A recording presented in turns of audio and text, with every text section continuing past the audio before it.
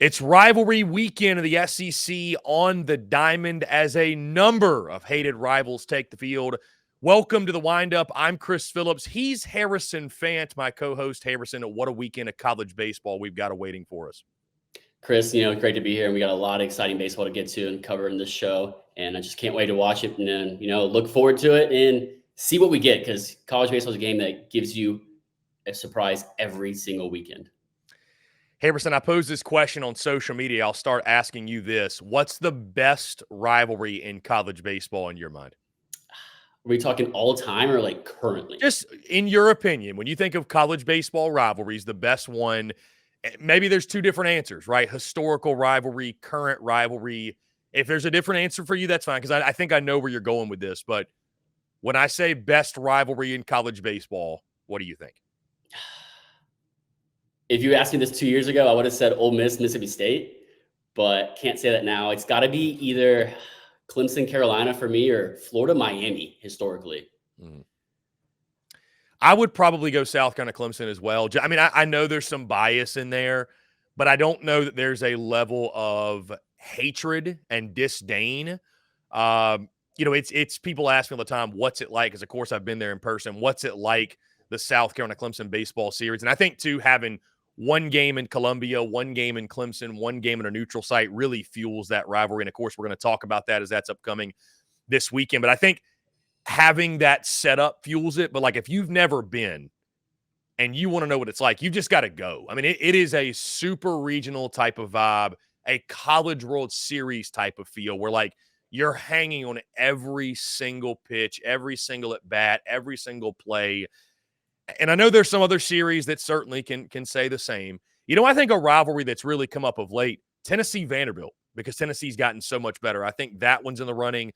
I'm excited to see Texas A&M more so take center stage with the Longhorns coming to the SEC.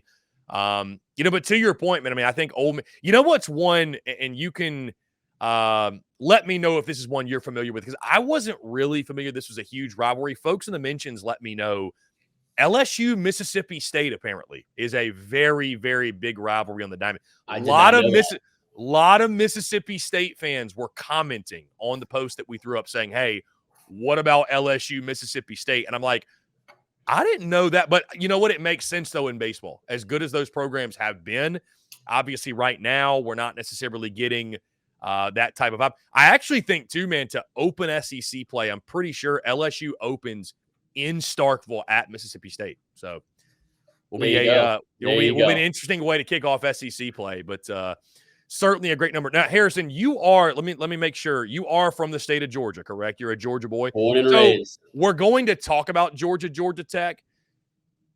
What's the significance of that rivalry on the diamond? Because I know in football it's basically non-existent. And even baseball, like Tech's been a great program. Georgia been kind of middling, if you will. Again, we're going to dive more into this weekend what that looks like. But, I mean, growing up for you, was Georgia Tech considered a significant rivalry in baseball or no?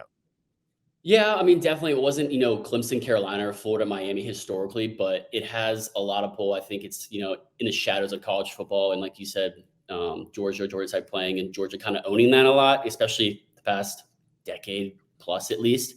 But it's been more so Georgia Tech just because of the historic win and kind of nature and career of Danny Hall at Georgia Tech. So I want to definitely lean that way. Little homage, I will say, I am a Georgia Tech fan. Grew up in a Georgia Tech household. My dad graduated Georgia Tech, so he's an engineer. So it's a little bit of homage there. Grew up going to baseball camps there, but the rivalry is definitely there because Georgia likes to claim Atlanta being the home. They did so in their recruiting. I know you saw that in a lot of football recruiting they did, being the 404, but they're not even in the city limits of Atlanta, let alone the metro Atlanta. But it's definitely kind of rejuvenating, I think. So, Harrison, before we get into all these rivalry series, and like I told you, man, I looked at the slate on Sunday night, and I was like, we've got an electric, and I mean an electric weekend. Yes, an electric weekend of college baseball by far, and it's only weekend number 3. But by far the best weekend we've had thus far, with so many great tournaments, so many great series. So let's go ahead and kick things off. We'll start with the tournaments. The Astros Foundation Classic is where we'll go first. A couple of SEC teams in this one. 2 maybe you can say 3 if you want to go ahead and say Texas and Oklahoma are already in the league. But LSU, Texas, and Vanderbilt are all featured in the Astros Foundation Classic, along with Louisiana and Texas State and Houston as well. Going to get things kicked off on Friday, LSU, Texas. You go to Sunday, we got Texas, Vandy, kind of the all-SEC matchups, if you will, mixed in there with Louisiana, Vandy on Friday. We've got Vandy and Houston on Saturday. We got Texas State, Texas on Saturday, which there's been some really, really fun midweek matchups with those two teams over the last couple of years. Finally on Sunday, Texas State, LSU. Harrison, what are you most excited to see? Because unlike these other series, right, we're not going to necessarily pick a series winner because there's so many different matchups in this weekend. But, I mean, that LSU-Texas matchup, we'll just start there on Friday night. That's probably the headliner of the weekend, right? When you talk about the strengths, the weaknesses, it's going to be great on great with pitching versus hitting. Texas's pitching staff that's been so good thus far. LSU's incredible lineup. Your thoughts on that game and also your thoughts on just the entire weekend and what you're expecting down there at the Astros Foundation Classic. Yeah, and I remember watching this classic last year. A lot of fun to watch, a lot of great baseball, and we're expecting it to be the same, with headlined by Texas and LSU kicking things off Friday night. That's going to be an absolute electric game. Like you said, looking forward to Texas's pitching versus LSU's hitting. We know we've talked about how good of a team LSU is hitting. I mean, they put up 18 runs last game against Stony Brook. Yes, it's Stony Brook, but still Stony Brook, right? They did so all season last year, and it's going to be so much fun to watch. They're 11th in the nation in RBIs, 30th in the nation runs per game at almost 10 runs per game. It's going to be really fun to see them. Texas, they have a lot of talent. And it's kind of being not so much talked about, I think, because they're a little more, not in the SEC, but they're, like you said, coming to the SEC, and they're going to come with authority and make a statement. And that team's going to be ready to, and it's going to be fun to see them play against LSU, especially behind LeBaron Johnson Jr., who he's been absolutely electric on the mound and fun to watch. He's a 1.38 ERA in 13 innings. He pitched against San Diego and Cal Poly, pitched really well. He loves to live down the zone, down away, and he's shoved against right-handed hitters, allowing an OPS under 200. So it's going to be really cool to watch. Pivotal start on Friday as well for Thatcher Hurd for LSU, right? He's been kind of up and down early. And I'm curious. Again, it's only a 60-game season, regular season. You string together a couple bad starts, all of a sudden the chatter will begin on who should be the Friday guy or who should be in this role, that role. Like, and Harrison as well as I do, and we both played college baseball. You string together a couple bad outings, you may not see the field again because there's so many other viable options. There's so many good players, certainly at a place like LSU. I know you highlighted Luke Holman, who you think should be the Friday guy, or at least be considered for it. Is that right? I tweeted it, yeah. I definitely think he should be highly considered for the Friday night role. He transferred in from Alabama, had 2 good seasons there, but has been absolutely dominant to start the year. He's 12 innings pitched, 5 hits, 18 strikeouts, no runs, 1 walk. I mean, that just tells you how elite the stuff he has and the command in which he has it. He's the number 35 prospect in this upcoming draft, and it's once you watch him pitch, it's easy to see why.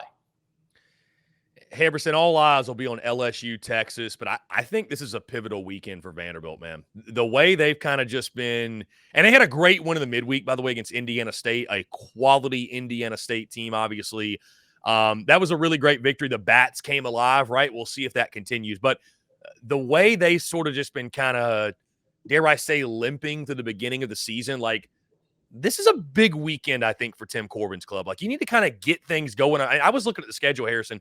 It's crazy to think that SEC play starts in 2 weekends. Like we don't have that long, you know what I mean, to get things rolling and figure it out. So, they take on Louisiana on Friday, then Saturday have, let's see, what's the rest of the schedule for them? I know Sunday they got Texas. Either way, big weekend for Vandy. Big weekend for Vandy. I think Vandy, we need to see Vandy a spark. Need to see them come alive a little bit.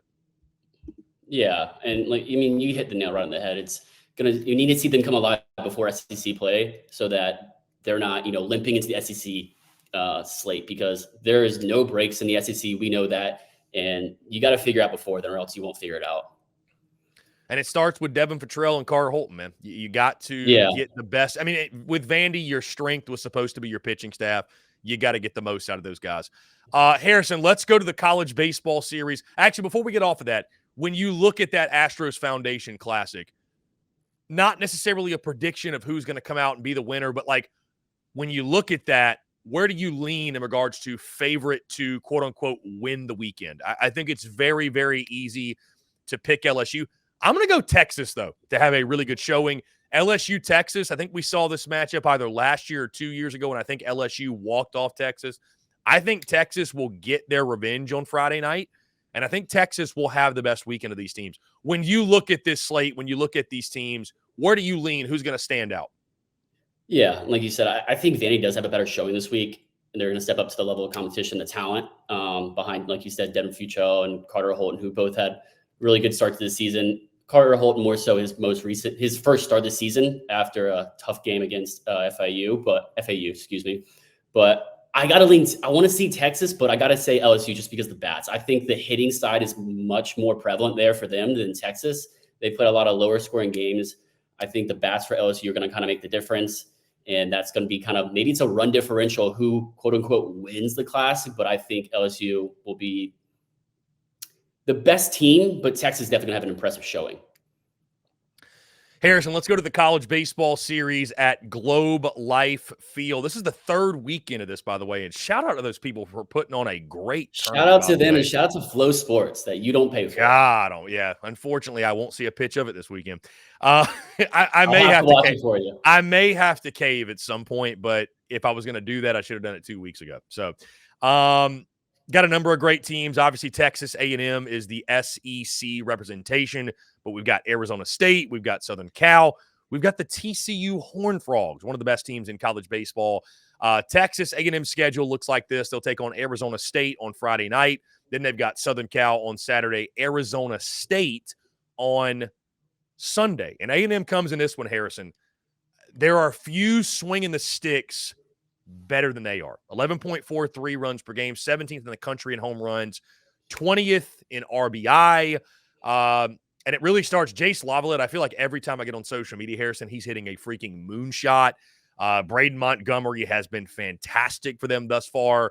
What you're excited to see from Texas A&M this weekend? I think, again, a couple of really, really good matchups on the docket for them.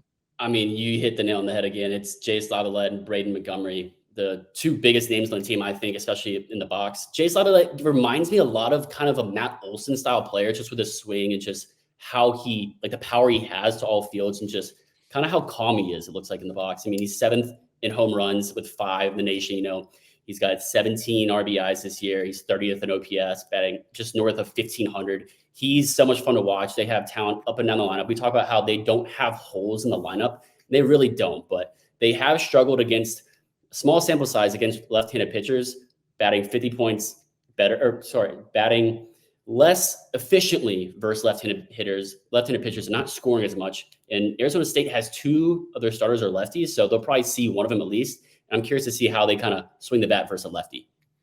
And Arizona State can swing it too, man. 10th in the nation in hits and tied for 12th in home runs. Of course, the competition will stiffen up. We will see how that affects. The other thing I noticed here, Harrison, why in the world does Texas A&M play Arizona State twice and not play TCU? That is like that makes no sense. Yep, that makes literally no sense. Makes literally no sense. I think Texas A&M is going to have a great weekend, Harrison. Honestly, like you mentioned, I'm really curious to see how they hit left-handed pitching. But Southern Cal, I don't know if you've seen them. They don't look to be very good this year. You avoid TCU. I mean, I think Texas A&M goes at worst 2-1. I think they could sweep the weekend. Yeah, they definitely have all the tools and all the guys and talent to do so. I think the 2 games versus Arizona State are going to be a little closer than what people think. It's going to be maybe a late kind of key RBI that kind of separates those two. But I think Texas A&M should come away with an impressive weekend and winning this. Let's go to the Frisco Classic. This in Frisco, Texas. The Alabama Crimson Tide will be the SEC representation. They'll take on Indiana Friday night, Arizona on Saturday, and Dallas Baptist on Sunday, which, again, Harrison, I know you're really, really high on. But let's highlight Bama real quick, because I feel like, Harrison, for whatever reason, this is on me, right? This isn't an indictment of Alabama or Rob Vaughn's club. This is an indictment on myself. For whatever reason, I have not been paying as much attention to Alabama as I should have been. I even bumped them down in the power ranking, said, hey, want to give Georgia some love? I'll throw them up, I believe, above Alabama, if I recall. Maybe they're just 1 below. But either way, Bama's done some shuffling, and all they've been doing is winning. You look at the numbers. They are 2nd in the country in hits. I mean, that's crazy. TJ McCants has been on fire. Gage Miller's been great for them. When you look at this weekend for Bama, Harrison, I feel like, and I don't know if there's others like me, maybe I'm the only one, but this is a great weekend for Alabama to sort of wake some people up in regards to what they've been doing in the club they have this year. Yeah, absolutely. And the two biggest names on that team, like you said, TJ McCants and Gage Miller, they're both top 5 in RBIs in the nation, top 5 in home runs in the nation. So a lot of power. Second hits, like you said, in the country, 106. A lot of power coming out of that lineup. This is definitely their biggest test so far. I mean, you're playing postseason level talent. You're playing Dallas Baptist. You're playing Indiana, who might win the Big Ten. Honestly, they looked impressive so far to start the season. It's going to be a big, what are you made of? And was the first couple of seasons just level of talent or what? Side note, Harrison, and we're not going to cut anything out for the people, but it sounds like somebody's wrestling with your microphone. I don't know if it's you fidgeting or Rob Vaughn threw a fastball at your mic, but just so you know, by the way, we can't help ourselves, guys. We're fidgeting, we're excited, we're a little bit excited. Better. Yeah, you're good. You're good. No, it's good. For the people. Hey, for the people. No breaks in this, no editing. Again, a couple really good matchups. Indiana, that's a fun one. People that are tuned in, oh, Big Ten, whatever. Don't sleep on the Hoosiers, man. Indiana. So Indiana's been that team, and I got to give credit to Ben Upton and those guys at 11.7 because everybody was talking about Iowa, and Ben was actually one before the season that mentioned, hey, Indiana, they're not only a sleeper, they're going to be a contender. They've been really good early on. I think that's going to be a good way to get the weekend going for Bama, a good early test. Arizona's always got a really good ball club. I do like Bama in that game, though. But then Dallas Baptist, Harrison, I want you to explain to the people because you bought all the stock on DBU. You think DBU is a legit Omaha contender, and I see the numbers here, but I'll let you dive into it. Why? What is it about Dallas Baptist that you like so much? Yeah, Dallas Baptist is similar to kind of an East Carolina team. You know, one of those power mid-major teams that recruits at a very high level consistently. They do it year after year. They're one of those teams that are always making deep postseason runs, and they're 11th in the nation, home runs 16. They're 14th in OPS in the nation, 25th in runs per game, scoring almost 11 runs per game. And they have just a great staff behind to back them up, and they're a lot of fun team to watch. And if you want to root for a team that's kind of under the radar, that's not a bandwagon-ish team, it's a mid-major team, root for Dallas Baptist, hop on the train, a lot of fun to watch. So how do you feel Bama's going to fare this weekend? I think it does set up well for the Crimson Tide to, I'll say, go 2-1. I think Bama, I think they're going to drop one of them because, again, I think it's a really competitive series. But I'm excited to learn more about Alabama this weekend because, admittedly, again, and I believe it's the guys at D1 Baseball, I think they're going to be airing this, broadcasting this, what have you. But I'm excited for us to get a better look because I feel like, sometimes, Harrison, you just can't help it. Like when you look at the competition, you're like, I want to get excited, but I just really can't, right? And it's only, unfortunately, noteworthy if that team loses or if that team struggles. And so, like, Bama, one of the reasons, some of us haven't really paid that much attention to them, maybe I've just fallen victim, like, hey, you're winning by too much. Like, it's just like the games aren't even all that exciting. I'm excited to get a closer look at them this weekend.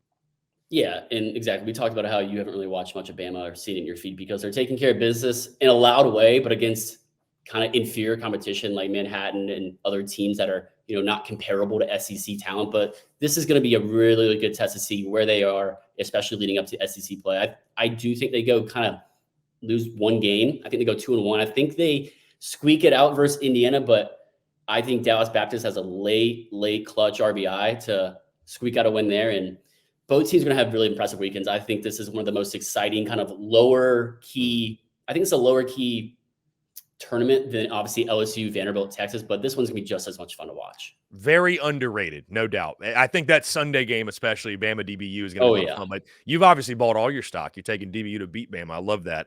Let's get into a couple of these rivalry series. Harrison, we'll kick it off.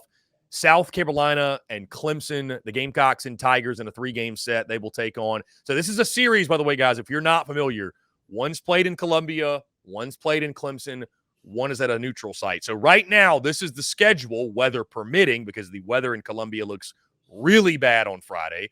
But the two teams will play Friday night at Founders Park in Columbia. Then Saturday, they'll play at Segra Park, which is also in Columbia, but the minor league affiliate of the Columbia Fireflies, right? I believe that's the team there. I want to say White Sox. They used to Are be they of the the White Sox now? Royals. Used to be of Okay. the Royals, I So believe. Segra Park on Saturday, minor league ballpark. They actually alternate back and forth between Columbia and Greenville, South Carolina, which is about 45 minutes or so from Clemson. So that's the Saturday game. Then Sunday, they will take this series to Doug Kingsmore Stadium in Clemson. Harrison, let's spend a moment talking about this rivalry. We mentioned best rivalries in college baseball. This one is certainly near the top, if not at the top. And you've experienced this firsthand, right? You went to the University of South Carolina. You've watched SEC baseball all your life, but you've been right in the thick of it, as have I. In your mind, and I was asked this question yesterday, so I'm really curious to get your thoughts. In your mind, your personal experience, what makes the South Carolina-Clemson rivalry so special, so intense, and arguably one of the best in college baseball? You got to start with the success both clubs have had historically, more so South Carolina winning back-to-back in the early 2000s and almost winning a third one consecutively that people don't talk about. They were that close to winning 3 in a row. It stems from that. It stems from a lot of the talent that comes out of the state of South Carolina and players either going to Clemson or going to South Carolina, if they go to one of the two, and just the friendships and relationships of guys they played with. They know the guys in these other teams. A little bit, maybe less so now, the transfer portal, but a lot of stems from that. The amount of talent from the Carolinas in general is incredible. I think the closeness of the schools, because a lot of SEC rivalries, more so that are in the conference, aren't necessarily as close geographically as these two teams are. So it's going to be predicated based off of that, but then just how close and how competitive these games have been. And Harrison, you look at the series this weekend. First things first, if I told you through 2.5 weeks that Dylan Brewer will be leading South Carolina in batting average, hitting over 500, would you have believed me? If it was any other name other than Ethan Petrie, maybe Messina, but Ethan Petrie, I would not have believed you. So when you look at this, and Dylan Brewer again, 22nd, how in the world are you 22nd in the country in batting average when you're hitting 519? Because we'll talk about who's leading the nation later. Yeah, for sure. Yes, that's going to be a lot of fun. But Harrison, when I look at this, my first inclination is to say offense is going to rule the weekend. I mean, both these clubs have swung it at a high level. And it's funny, by the way, I'm going to call you out on this to let the people know. You list Billy Amick's name. You might recall he's in Knoxville now, just FYI. A lot of Clemson folks still very upset at that, though, I can tell you. Cam Canarell on the Clemson side, but they've been scoring. I mean, just scoring and scoring and scoring. Both teams have had sort of a hiccup, right? Clemson had that 18-1 loss to Kennesaw State, which I honestly, Harrison, when I saw that, I thought people were trolling. I did not think that was a real score. And then I was like, holy smokes, it actually happened. And then, of course, in, poetic fashion from the standpoint of karma and the baseball gods, right? Gamecock fans got to dance on the grave for a little bit. Then they lose 11-2 to Belmont. Both have one blemish, no big deal. But the offense has ruled for both sides. Again, you look at South Carolina. I mean, Ethan Petrie's picking up right where he left off.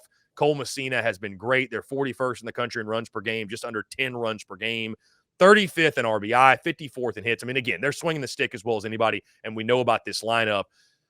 Am I correct or am I justified in feeling that way, that it's going to be an offensive shootout all weekend? Or do you think the pitching staffs are going to emerge and it's going to be more of a defensive weekend, if you will? No, you're absolutely right, Chris. I definitely think it's going to be an offensive-led weekend, but I think it's going to be whose starter kind of shuts the other team down. I think there's one guy that's going to shut the other team down. Maybe it's Roman Kimball. If he stays in the Sunday role, he's been phenomenal. He's been great to watch. He's been electric. He's got 9 strikeouts, only 1 earned run this season so far, and 1 start. It was incredible. He brings all this energy we talk about on the mound too, and he fits the bill. It's kind of like a Chase Burns, who's not at Tennessee anymore, but at Wake Forest. I'll give you that one. He kind of fits that mold. Just exciting player to watch. We talked about he came back from injury. It's going to be what pitcher kind of shuts down the other team's offense enough in one of these games. And speaking, Harrison, on South Carolina specifically, I am really curious because they haven't, at the time that we're speaking, they have not released the weekend rotations or kind of the primer for the series. I think it's only a matter of time before Roman Kimball's the Friday guy. And I'm just – with the struggles that maybe Dylan SECU had last week, and we saw Matthew Becker on Sunday throw 3 innings, and I kind of wondered, do they shift some pieces around, or do you say, it's so far so good, we'll stick with status quo and we'll see what happens? I'm fascinated on that front. And then when it comes to Clemson, this is the first time, Harrison, in a while, I feel comfortable saying this, that normally we've had at least one matchup of a couple dudes. Like we just had some dudes going at it, right? I think recently, it was Davis Sharp for Clemson and Will Sanders for South Carolina. Like that was the Friday game. Like, Studs. Eli Jones is a nice player. I'm not saying he's not, but like we don't really have that showdown of these like big time aces. And for me, for South Carolina, pitching was the question. Clemson early on, it looks like pitching might be the question. But I am fascinated from the pitching standpoint. Now you're starting to stretch guys out. Like I don't feel like either of these clubs, we've seen their starters go more than 3 or 4 innings virtually in any start they've had. So, what's going to happen when guys are going 6, going 7, guys are going to start getting up in pitch count. I'm very, very interested to see, like you mentioned, which of these pitching staffs is going to step up because admittedly, nobody's really been tested at this point. Harrison, when you look at this series, which way do you lean? Who are you picking, right? We're making picks this weekend, first time. Really excited for it. Who are you picking in this series? I really believe it's a 50-50 coin flip. I'll start with you, though. South Carolina, Clemson, Founders Park, Sager Park, Doug Kingsmore Stadium. Who comes out on top? I think we're definitely going to have a rubber match to see who takes the series, and it's going to be a lot of fun to watch. It's going to be a Doug Kingsmore we talked about. I was there in 2022 for the rubber match when Clemson won it, and they won the series. It was really cool to see, and just a really great environment and experience being there. But I think South kind of edges it out in the rubber match this year. Harrison, I'll hit you with this. I don't think we're going to have a rubber match. I don't, because here's the thing. Here's my X factor for this weekend. It's going to be a lot of offense. I don't know what to expect from the pitching. To me, and maybe the schedule will change this, my feeling right now is if you're South Carolina, you have to have that series won by Saturday because split it 1-1, you go to Doug Kingsmore, it's going to be electric. I know home field doesn't mean everything, but we've seen it time and time and time again how important it is. I think if you're South Carolina, you got to take care of business in the first 2 games. Again, do they move Roman Kimball up in the rotation? I'm not going to be shocked at all if they do that to try to secure the series. But the last thing you want, right? We saw it last year, right? Clemson wins game 1. Carolina wins that game in Greenville, and it came back to Columbia, and you just felt like this one's over. Like South Carolina's going to win this. There's no way they lose this game at Founders Park. It's going to have that same type of vibe, I think, Harrison. So, and I could be wrong, but I think if this series goes to Clemson 1-1, I think Clemson wins the series. I don't think it's going to be a sweep either. I just tend to think Clemson is going to protect the home field, but I do lean South Carolina. I'm going to pick South Carolina. Another intriguing storyline, Harrison, in this one, because I'm talking about home field advantage. Hasn't mattered a lot for the Gamecocks in Friday night games at Founders Park the last couple times they've met. 2022, South Carolina loses that one. I think that was actually the year, or maybe it was 2020, where the Gamecocks were like 1 hit in that game. Brady Allen had a solo shot that was the only run scored in that ball game. But they've lost 2020 and they've lost 2022. I'm not sure about 2018, but I'm curious, is South Carolina finally able to kind of get over that hump and win that game on the home ballpark? Because you got to protect your home ballpark in a series like this. You have to. I think the Gamecocks will do that. But again, Harrison, I think if it goes 1-1 and it goes back to Clemson, I do think Clemson will win the series. But I am picking South Carolina. I think South Carolina got a little bit more pitching than Clemson at this point. They, of course, have the offense.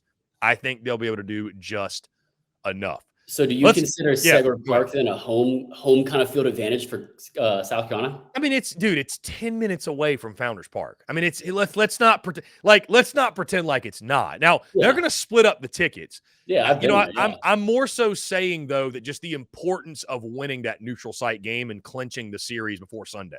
Yeah, right? Because I think it's dependent on the weather too. What happens for sure. And again, for those that don't realize, again, it's a terrible weather forecast on Friday. So there's a chance. Do they play a doubleheader on Saturday? I mean, we're talking like 90% chance of rain on Friday night, all throughout the night. I don't think there's any way they're going to get to play it. Is there a doubleheader? The one thing, Harrison, they can't do. They did this a couple years ago. For the love of God, do not move game 1 to some Tuesday in a midweek 2 months from now. That was the worst. That was awful. That was the worst. That was terrible. It didn't make any sense. Either do Saturday, Sunday, Monday, or again, I think it would make the most sense. Play game 1 at Founders Park at, say, noon. Play game 2 at Sager Park at like 6 o'clock. Like, they're down the street from each other. Like, that It's an easy solution. Weather's going to be nice on Saturday. Why not? Let's go to the state of Georgia, Harrison. Clean, old-fashioned hate the Georgia Bulldogs. One of the best early stories in this college baseball season. They'll take on Georgia Tech. So, by the way, Harrison, enlighten me, because, again, you're very connected with Georgia Tech. This is also a series that used to be played neutral site, a.k.a. at the Brave Stadium. Do they no longer do that? Because I'm seeing at Georgia Tech for all 3 games. So this series is being played in Atlanta. Do they no longer do the neutral site Brave Stadium thing? That's a good – I don't think so anymore, because I remember going to the neutral site game at the Brave Stadium in 2019, I believe. So it was at Truist. They had it at Truist, though. Okay. Yeah, okay. I wasn't sure if that was just like a Turner Field thing. No, yeah, it was. And I saw a couple buddies play that I had friends with that played at Georgia that are now playing in the minor leagues and such forth. But it's such a fun series to watch. I've been to it several times growing up and a couple times the past couple of years. And it's a very, very competitive rivalry and tight games. And, of course, the headliner in this one, offense, specifically Charlie Condon for Georgia, Drew Burress for Georgia Tech, which is like, where did this freaking kid come from? Kid hits 4 home runs in one game. 4 home runs in his 8th collegiate game. And then, of course, Harrison, in fitting fashion, we're talking, the time of recording this, we're talking the day after a game in which Charlie Condon hits 3 home runs against Michigan State. And, oh, by the way, one of the weirder results, he hits 3 bombs and they lose that game by double-digit runs. So make that make sense. But this is going to be a fun weekend. I mean, both these clubs can just swing the heck out of the stick. Your thoughts on Georgia Tech, who comes out on top? I think, like you said with the Clemson South Carolina series, I think it's going to be all hitting. We're not going to get any shortage of that. The only shortage we'll have is of baseballs, because we're going to be needing baseballs every game, because there's going to be a lot of home runs hit, I think. It's going to be fun to watch. A lot of these guys, these younger guys like Drew Burress is having this kind of freshman start of the season that Ethan Petrie had, that Charlie Condon had last year. Like we talked about earlier with the batting average, Charlie Condon leads the nation batting average, batting 639. 639. He's seeing a beach ball. I mean, just a straight up beach ball. Yeah, and Drew Burress is he's 8th in the nation batting average at 441. Would you ever believe that if I told you that? I would not. A true freshman, no. Yeah. Let me ask you this. Who hits more home runs this weekend, Charlie Condon or Drew Burress? That is my take your pick for this weekend. And I'm taking Charlie Condon. I'm just taking the experience he has being a sophomore and doing it another season and kind of showing us it wasn't just a one-time thing, Burress is 8-9 games in. So I'm definitely going to lean on Condon, even on the road. Who are you taking? I'm going against you. Yeah, I was just sitting here thinking I'm going against you, Harrison. I'm riding the wave that is what Georgia's doing right now. And I know they're coming off an ugly midweek loss to Michigan State. I don't care, bro. It's the midweek. I don't care. I'm not overreacting to the midweek. Love what Georgia Tech's doing. They're supremely talented. I think they're a real threat in the ACC, but I love the early momentum that Wes Johnson and company have built. I think Georgia's pitching will be superior this weekend. I will also take Charlie Condon to hit more home runs. Again, the experience factor, but I know it's on the road, but I'm riding with the dogs, man. Why not? I'm riding with the Georgia Bulldogs. I'm riding the Jackets this weekend. I think this week got a rubber match. I'll tell you this, Harrison. I'm low-key tempted to find my way to Atlanta, Georgia, because this is going to be – It's a great time. I'll give you as many recommendations as you want. It's going to be an incredible weekend. Let's go to another great rivalry series. How about Florida at Miami, down there in Miami, Florida? This game being played, of course, 3-game set. Friday at 7, Saturday at 3, Sunday at 1. And you know what's interesting, Harrison? I was having a conversation with our good friend Neil Schulman and allkindsweather.com, part-time SECU contributor, about which is a bigger rivalry on the diamond, Florida State or Florida-Miami. And he informed me that more competitive Florida-Miami, right? Like there's this, it's a different level of intensity, but he said Florida State, it's kind of like a South kind of Clemson where it's like, you could be playing Florida State in ping pong, and you want to kick their ass. So, but this certainly a healthy rivalry. Jack Caglione and the Gators will take on the Miami Hurricanes. Miami been a team up and down. I don't know. This is, if Miami's going to prove they are not that F word, fraudulent, if they're going to prove they're not that, this is the weekend to do it. Yeah, and we got a couple fraudulent teams that you believe coming up too shortly that we'll mention and talk about. But it's it's tough. I mean, statistically, Miami's offense has been great, but it was just hard to watch them against Long Island. I mean, they dropped, I believe, one of the games. It was just it's not an exciting team. I don't think season for them. And Florida, a lot of question marks. We've talked about plenty of times. You know, you lose your season opener, next year game gets canceled, then you lose the midweek to Stetson. I mean, no disrespect. Stetson's a good team. Stetson makes some pros. We literally called it that it's not college baseball season. And it wasn't quite as high scoring as I thought, but it's not college baseball season until Florida loses a midweek like that. And there were Florida fans upset on the timeline. I'm sitting here like, it's not even hating. It's just y'all know this happens every year. Every year. Florida is blood bank guaranteed. Again, if my bookie had college baseball, I would have probably just bet every midweek because it's like it's going to happen at some point, and the odds are so good that like I'm practically playing with house money. But does it mean playing though too? These midweeks, Stetson's good. Stetson's good. Bro, Stetson had a jam-packed house. Isn't bad. Dude, I really, to your point, that's a great point, Harrison. And I remember when I was playing in college myself, and there were guys from Oviedo, Florida, and down in Hialeah. They would tell me, they're like, dude, the college baseball in Florida, different. Like, they're like, bro, there's D2 teams that would beat D1 teams. Like Tampa so deep. They're so deep. So, I mean, I get it. They're not playing Queens and Gardner Webb, all due respect, but it's just every year, man. You can bank on it. And it doesn't mean Florida's bad. It just means they're here. We see a lot of mid-major teams that play midweek games against these big schools throw their aces and their best stuff midweeks, you know, and a lot of these Florida SEC kind of higher caliber teams will throw their guys that they want to see improve. They want to give them the opportunities to do so. And that's kind of when we see these upsets happen. We talk about, I'll give you a couple of names from pros from Stetson, Logan Gilbert, Jacob DeGrom, at Florida Gulf Coast, Chris Sale. I mean, you could go on if you want, but those are just a couple off the top of my head.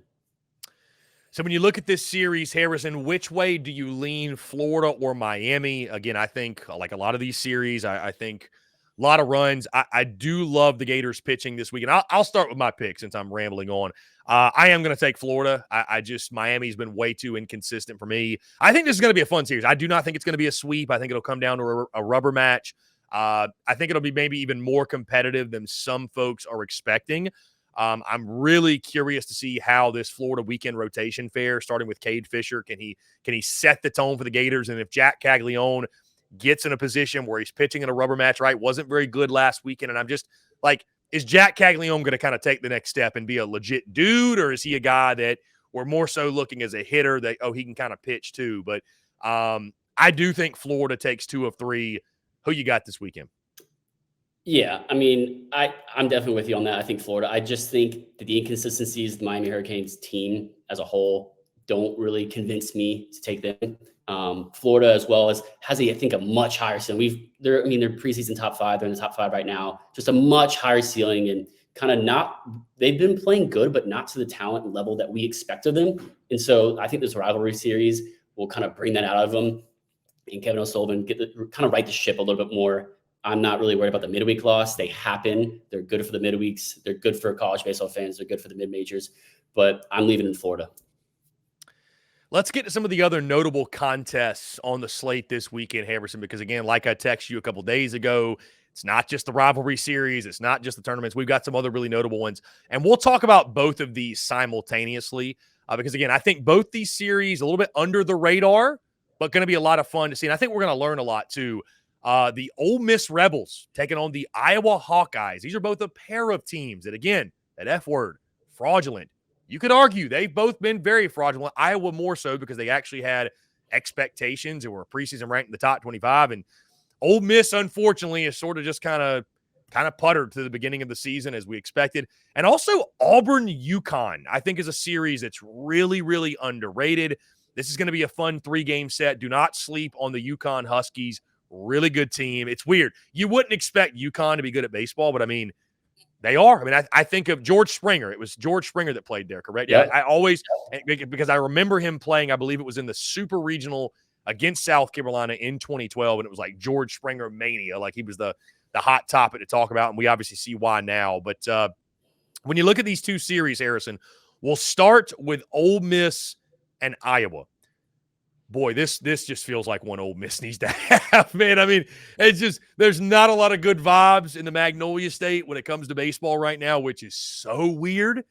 And maybe Mississippi State is a lost cause. I think Ole Miss still has potential, but this feels like one they desperately need to have. Yeah, no, you hit it exactly on the head. I mean, Ole Miss, this is a big weekend for them. They need to win the series. They need to first off win the series. Don't even worry about a sweep. You need to win the series against a good Iowa team. Like, they're not bad. I think they're a little preseason overhyped out of last season and out of Brody Breck, their best starter. But I think you got to defend the home turf. We talk about it all the time. And the SEC talent, we all expect and know to see and believe to be superior. But they're not giving you that consistency and that confidence you want to see. Certainly, I think Iowa's pitching staff will be tested, right? Like you mentioned, they've got the great front line rotation. They got a couple guys that are bumping high 90s, bumping 100 miles an hour. But I think we've seen the lack of pitching depth for Iowa really shine through. And again, for Ole Miss, man, I think it's jumping on them early. Like you mentioned, I think starting the good vibes off early. I think winning Friday is important. I am going with the Ole Miss Rebels in this. Your thoughts on who wins this series, Ole Miss and Iowa?